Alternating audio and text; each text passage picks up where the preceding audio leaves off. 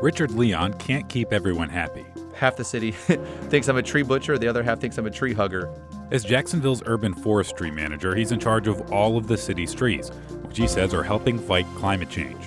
Because Jacksonville's trees remove thousands of tons of carbon dioxide from the atmosphere every year.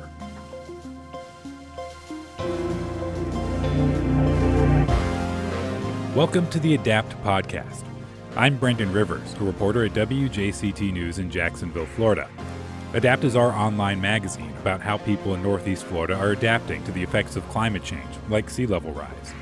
In this podcast, we're hearing from some of them about what they've learned and what motivates them as they grapple with big issues.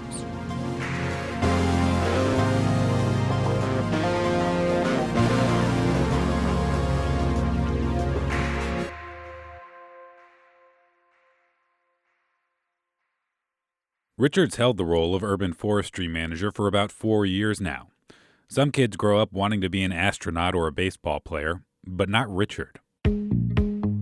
I've always wanted to be the city forester of a city. I've always wanted to run, a city forestry program. Explain what is an urban forest manager? What do you do? Oh gosh, that's a good one. I always joke, if you're on like a dating app or something like that, I always joke that girls want to know two things. They want to know how tall you are, and they want to know what you do for work. And try to explain what it. Sometimes I wish I was just an accountant or something. I could say, oh, I'm an accountant. Everybody knows what that is. But trying to explain what an urban forester does is really difficult. Basically, I'm responsible for all the trees on city property in the city of Jacksonville. But the Parks Department reaches out to me all the time to go inspect their trees and, assess if they need to come down. So we got about 10 guys that work for the city of Jacksonville, and they do a great job. And we have 2 bucket trucks, and we go out and do, as much work as we can. That accounts for about 20% of my workforce. The other 80% is contracted out. But it's not just taking them down, but we also put them up. So we have a couple of programs for replanting trees. Basically, I'm kind of like the Lorax here in Jacksonville, so to say. But people don't realize a lot more goes into it. It's not just, landscaping. It's not just mowing grass. Trees are very complex. I do want to spend a bit of time talking about all the benefits that trees provide, because it really is kind of amazing when you dig into it. So I want to start out with the most obvious, especially in this conversation we're talking about climate change. So carbon storage and sequestration.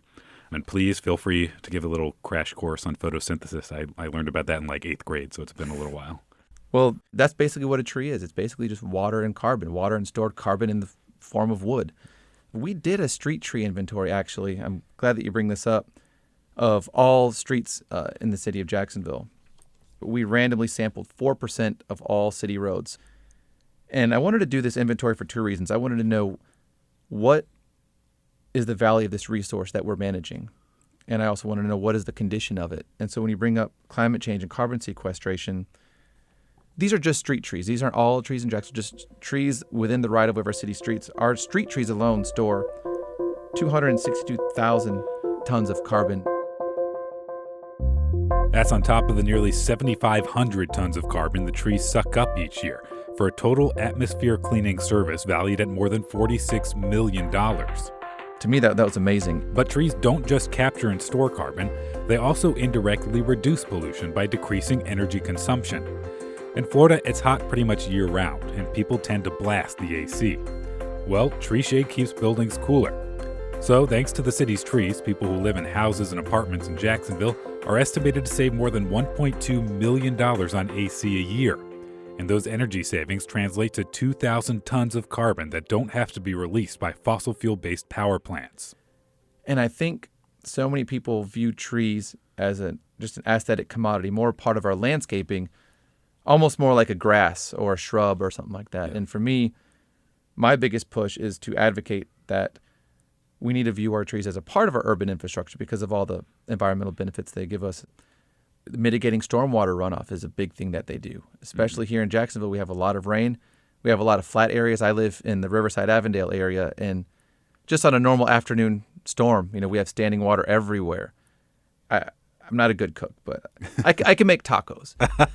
So, when I'm cleaning the cilantro, I'll rinse it underneath the faucet, and then I'll shake it, and water will just kind of keep coming out of it as I'm shaking it, and it's kind of like our trees. So water has both adhesive and cohesive properties. So water molecules adhere to each other and they'll adhere to the surface of things.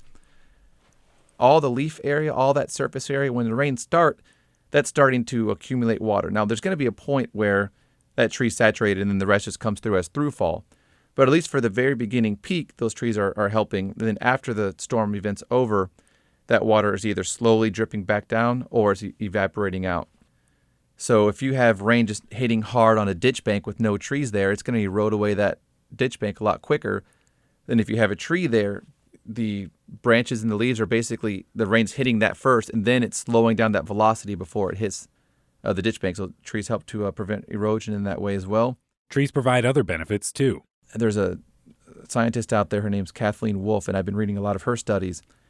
And it's really cool, and people don't think about it, but she does studies on more of the social side of trees and how trees help to lower crime rates. There's a lot of studies that show that neighborhoods with nice tree canopies have lower crime, lower asthma rates in areas with higher tree canopies because trees help bring pollution out of the air. Property value rates are higher. Also, there's studies that show that people spend more money in shopping areas with nice tree canopies. So we have an estimated 500,000 street trees, in the city of Jacksonville. I hope to increase that number. That's one of the reasons why we started the 630 City, tree planting program, where residents can call in and request a tree be planted in the right of way in front of their home. And hopefully, as we fast forward 5, 10, 15, 20 years, more of those streets will be covered in shade. Jacksonville residents can call 630 City and ask for trees. If you call, you'll be put in touch with Richard and his colleagues, and they'll come plant 1 or 2 trees in your yard for free. All you have to do is water it. I tagged along for a tree planting with Richard. It's great. Really, the residents are our eyes and ears in the field. They're out there showing us, because we have money to plant trees in the city. What I don't want is just to put trees in people's, front yards. Even though it's a city right away, a lot of people consider it their front yard. So what I don't want to do is just put trees all willy-nilly in people's front yards and have them come home and there's a tree there. They don't want it. So the good thing about this program is they're requesting the trees. They're identifying places where we can plant trees. The 630 City Tree Planting Program is funded by the city's tree fund, which developers have to contribute to when they remove trees. The city's tree fund has about $26 million in it, and that comes from, and we're blessed to have that. A lot of cities don't have a tree fund, but it's a blessing and a curse. So it's a blessing to have a tree fund with that much money in it, but also it comes from removing trees. So if the trees were never removed in the first, you know what I mean? So yeah. It's kind of a blessing and a curse, but so what we're in talks of now is actually using some of those funds to redesign sidewalks downtown to incorporate trees with enough space to grow and become mature. Because a lot of these trees aren't growing to their full biological potential. They're growing, and when they start to outgrow their space, they start to, die off, and we're planting trees that have a 15, 20-year cycle, and we're just replacing them. So what sort of challenges have you faced? What are the things that you struggle with as you're trying to get more trees planted in Jacksonville? I mean, there's about 1 million people in the Jacksonville area, and there's a lot of residents. And when you do something like our 630 City Tree Planting Program, trying to coordinate with every person who calls in to request a tree and relay that information to our contractor, and then for that contractor to order all the specified trees and then get them in, and then make sure all those trees meet our specifications. And then, a lot of people want to be notified right before we plant the tree. And just with the sheer volume of trees, I mean, if we notified every single person and arranged it to meet on site while we're planting the tree, it would probably take us 2-3 years to plant all the trees that we have lined up. I've seen it before. One of the spouses didn't agree to the tree, and we show up and they didn't want it, and then they said, "Oh, we don't want this anymore." And it's like, goodness, did you realize the amount of planning it took to get this tree right here? But like I said, even though it is city right away, we don't want to just kind of shove trees down people's throats and just, hey, you're going to take this tree. But overwhelmingly, the overwhelming response of this program has been nothing but positive. The more my team and I can, through proper urban forest management, help to improve the city's urban forestry, we're affecting things on the periphery that we wouldn't traditionally think we're affecting, like asthma rates, like crime rates, like property values and, retail values and things like that. I think through proper urban forest management, we help to mitigate all these issues and even issues that people don't even really think about.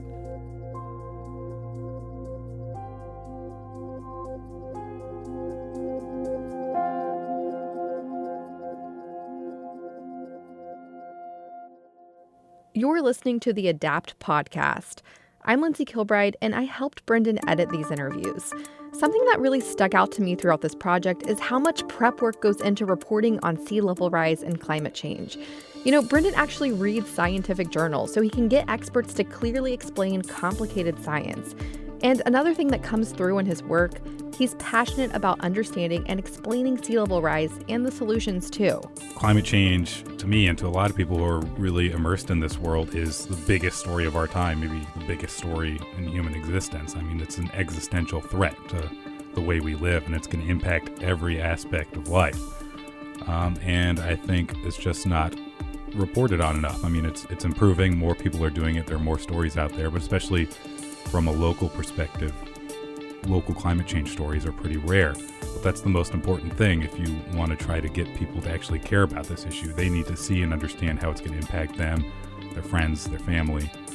To see photos of all the people you're hearing from, along with written Q&As, visit adaptflorida.org. While you're there, check out videos about local community efforts and read about how climate change is affecting us today.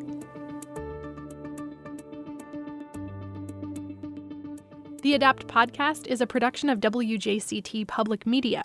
Financial support for Adapt comes from our readers and listeners, with additional support from the Arthur Vining Davis Foundations and the 2040 Foundation. More at adaptflorida.org. Now let's get back to our conversation with Richard Leon, Jacksonville's urban forestry manager. Last year, the city hired a Virginia nonprofit called the Green Infrastructure Center to study its tree canopy. The canopy is the layer of leaves and branches that cover the ground when viewed from above. I think essentially they said we're like over 50% canopy covered, but that's the entire city.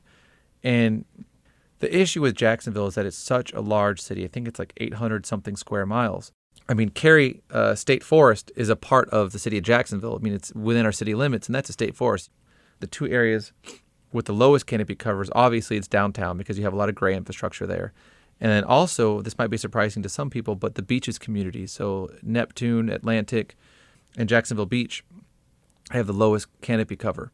I think the next step is trying to advocate for some of these beach communities to really look at planting more shade trees because they do have the lowest canopy cover out of all of the 14 council districts. So there was one stat that really jumped out at me from this report. It says, during an average volume rainfall event in Jacksonville over a 24-hour period, the city's trees take up an average of nearly 1.4 billion gallons of water, which is equivalent to about 2,100 Olympic swimming pools of water. During that same storm, if the city were to lose just 10% of its tree canopy, runoff would increase by more than 250 million gallons. So if we lose even just that small percentage of our tree canopy, will catastrophic flooding events become more frequent in Jacksonville? Oh, absolutely. And, being a resident in the Riverside Avondale area, I see even after our afternoon showers, we have standing water all over the place. Trees are going to they're going to retain some of that water through the adhesive and cohesive properties of water. It's going to, basically adhere to the surface area of trees. You think of all that surface area on there. Only for the beginning of the storm event. Then once it becomes saturated, all of it goes into runoff. Then after the storm event, trees are like trees are like pumps. I mean, they're constantly pumping. So the water will absorb into the roots. It'll travel up the tree's vascular system. It'll get to the leaves. It has these little things called stomata that open up. And when they open, the water evaporates out of the tree. So they're kind of like little pumps always pulling groundwater out. So more tree canopy is going to help with the runoff and everything. And then more tree canopy is also going to help with standing water issues after the storm events. And so we've also had some powerful hurricanes in recent years, and scientists say climate change will make hurricanes more intense going forward. Do powerful hurricanes pose a threat to our tree canopy? I mean, yes and no. I mean, yes, they do. Obviously, we've had a ton of trees come down, and since I've been here in 4 years, we've had Tropical Storm Hermine, Hurricane Matthew, Hurricane Irma, and then whatever Dorian was. We had a couple trees come down. It wasn't that bad. But yeah, they pose a threat to our tree canopy. But the more people get apprehensive about trees, the more they cut their trees down, the more they're susceptible to high winds. What I don't want to see is people taking trees down left and right because they're afraid they might fall, and then leaving some other trees that had minimal wind exposure now having full wind exposure. So trees in a forest-like setting, they actually help to reduce wind speeds. So actually planting more trees could help protect the tree canopy. I think so. Absolutely. And are there specific species of tree that are better than others, or specific species that are worse than others? Well, obviously the larger trees, the better. The benefits of trees increase exponentially with the size of the tree. And I think that's why it's so important not only to have a reforestation effort, but also to have a tree preservation effort, so we're not losing these large trees. What a lot of people don't realize is that tree, when it's planted, there's a time where it's actually more of a drain on the environment than a benefit to the environment. People don't realize that. So if you account for all the emissions it takes to plant that tree and the watering of that tree and having to get that tree established and everything that goes into planting that tree, it's more of a drain on the environment for the first couple years. And so it's really not only until that tree starts to establish itself and it starts to grow where it starts to give back. And a lot of people don't realize that. And Richard says it's important to preserve dead trees where possible because they provide valuable habitat. In fact, researchers say lack of deadwood in urban areas is a big reason why cities tend to lack wildlife diversity. Where possible and where appropriate, it's important to let trees run through that natural cycle because a decaying tree provides benefits that no young, healthy tree can ever provide. Mm-hmm. So what's your vision for urban forestry in Jacksonville going forward? Going forward, well, I would like to have that 630 City tree planting program be an ongoing thing. I would like it just to be indefinite. Anybody can call the city whenever, and we can be out there and have a tree planted in their front lawn. I would like to, like I said, work with some of these developers and have them reach out. I'm not saying I want to be involved in any sort of regulatory capacity, but I think it'd be nice, someone wants to reach out and I'd love to work with them on something like that. My goal, and I would love this, would be to have Jacksonville be a city that other cities look towards for inspiration. That's Richard Leon, Jacksonville's urban forestry manager. To learn more about the services trees are providing in Jacksonville, go to adaptflorida.org.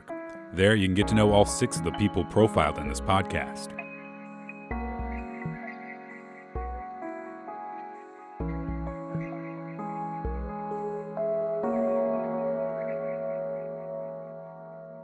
Thanks for listening to the Adapt podcast. I'm Brendan Rivers. Production help came from Lindsay Kilbride, with editing by Jessica Palumbo. The theme music was composed and performed by Davin Llewellyn and Keith Phelps from The Conglomerate. The Adapt podcast is a production of WJCT Public Media. Financial support for Adapt comes from our readers and listeners, with additional support from the Arthur Vining Davis Foundations and the 2040 Foundation. More at adaptflorida.org.